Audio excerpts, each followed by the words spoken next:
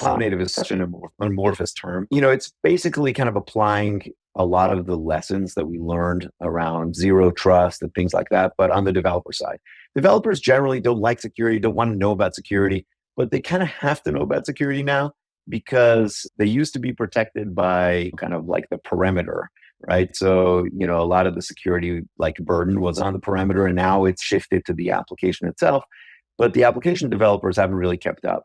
And so, just some of the things that are really important for security and for the business, principle of least privilege, right? So the idea that you want to limit the set of entitlements or rights or permissions that you give to users to just the smallest set that they need in order to get their job done. That goes against this idea, old school idea, anti-pattern now of these coarse-grained roles and permissions. Nobody wants an admin these days for everything in the application.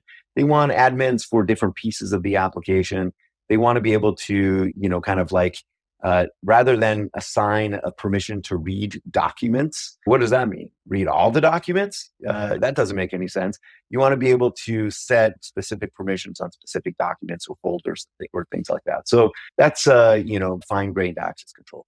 That's a core pattern that we see all these authorization systems enabling. Another one is this idea of separation of duties, lifting this authorization policy out of the application and storing and versioning it in its own textual DSL, its own authorization language. We call that policy as code. And the kind of the front runner project for that these days is the Open Policy Agent. So it has a language called Rego.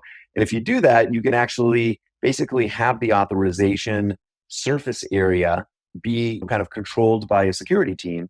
And they can reason about all the different authorization logic across all of your microservices. So that's a huge plus. Another pattern is what we call real-time authorization.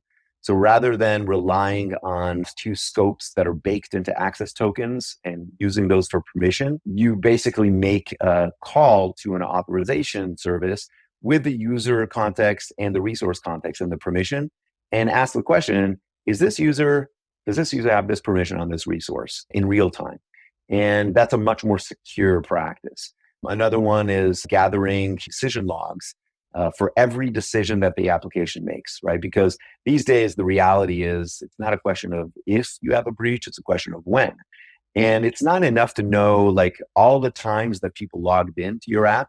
You really want to know every decision that the application made so that you can kind of figure out the blast radius of what a compromised identity actually did.